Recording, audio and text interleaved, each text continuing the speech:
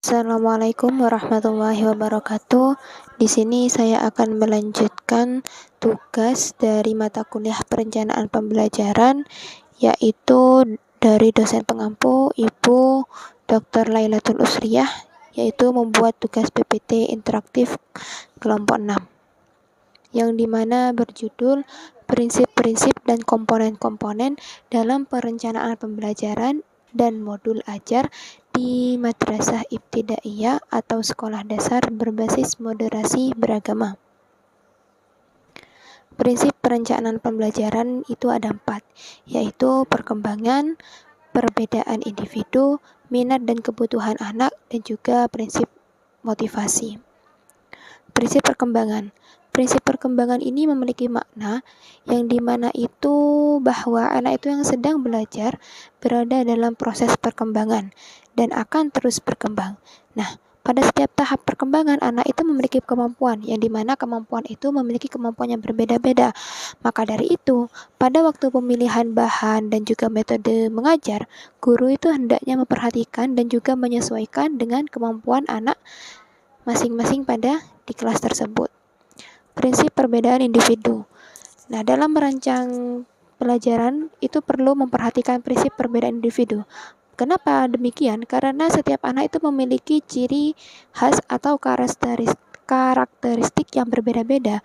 Maka dari itu, guru itu perlu memperhatikan karakteristik setiap anak untuk memberikan bantuan belajar bagi anak, baik dalam menyiapkan dan juga menyajikan pelajaran maupun dalam bentuk tugas dan juga pembimbing belajar anak.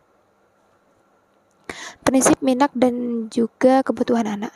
Nah, di dalam merencanakan pembelajaran, guru itu perlu mempertimbangkan apa? Mempertimbangkan prinsip minat dan juga prinsip minat dan juga kebutuhan anak, yang dimana itu setiap anak itu mempunyai minat dan kebutuhan sendiri-sendiri.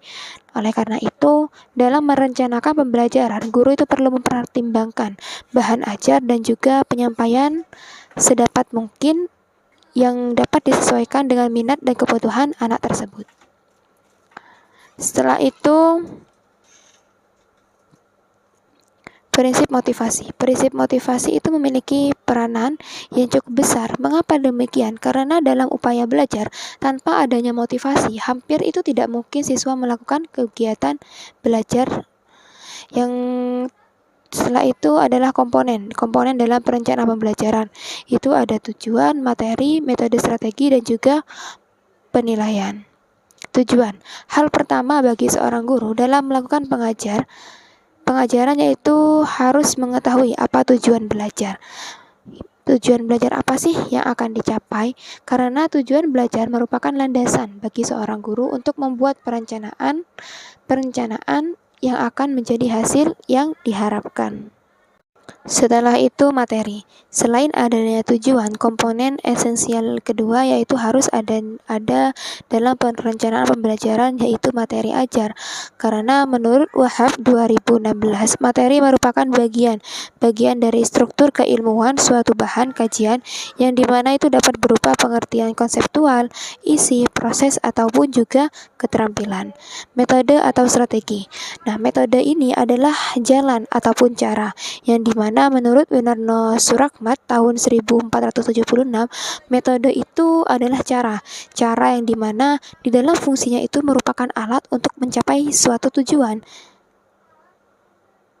yang dimana itu untuk menyampaikan bahwa metode pembelajaran adalah cara dan dalam menyajikan, menguraikan, memberi contoh, dan juga memberi latihan, isi atau materi pembelajaran kepada peserta didik untuk mencapai tujuan tertentu.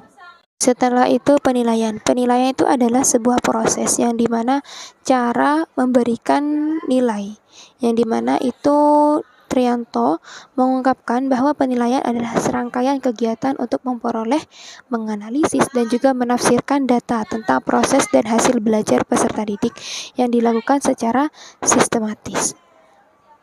Setelah itu yang terakhir adalah cara membuat modul ajar berbasis moderasi beragama. Yang pertama itu adalah menentukan tujuan pembelajaran, menyusun. Jadinya setelah kita melakukan tujuan pembelajaran itu apa? Kita menyusun materi yang inklusif.